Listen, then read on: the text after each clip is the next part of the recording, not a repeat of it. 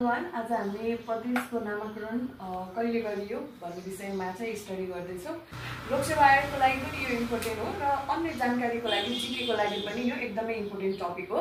ल let's begin है।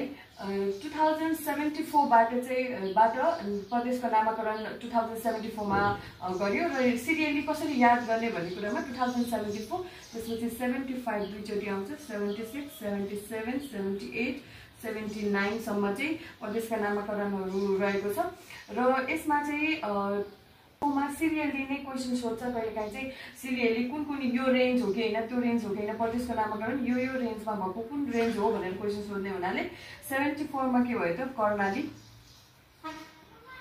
त्यसपछि 75 मा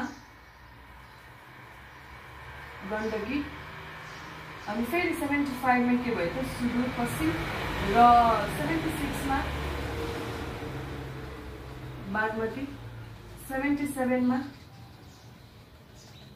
लुम्बिनी, मधेस र कोशी रहेको छ। यो रेन्ज कसरी याद गर्ने टक्क लागेर यो सिरियली छ, 75 एकचोटि रिपिटेसन भएको छ। अनि त्यो सँगसँगै यसलाई चाहिँ कसरी याद गर्ने भन्दाखेरि चाहिँ अगाडिको इनिसियल कहाँ ग भनेर कहाँ गयो भनेर याद गर्ने। कहाँ गएको त सुदूर चाहिँ कहाँ गयो भनेर चाहिँ कहाँ ग सुदूर, बागलुङको भनेर कहाँको रहेछ त्यो सुदूर भनेको चाहिँ बागलुङको सुदूर चाहिँ कहाँ गयो भनेर चाहिँ याद गर्ने। यसरी चाहिँ याद हुन्छ। सुरुमा 74 मा कहाँ ग सुदूर, बागलुङको भनेर चाहिँ यसरी याद गर्ने। अब यो बीचको डेट भनेको चाहिँ यो चाहिँ के भयो त 11-12, यो एकदम इजी भयो।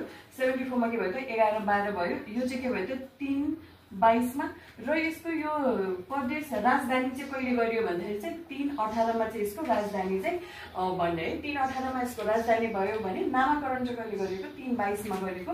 सुदूरको फेरि कहिले गरिएको भन्दाखेरि चाहिँ 6-12 मा, त्यसपछि बागमतीको 9-27, अनि त्यसपछि यसको चाहिँ 3-20, अनि यसको चाहिँ 10-3 हैन, अनि कोशीको चाहिँ के भयो त 11-17 गरेर।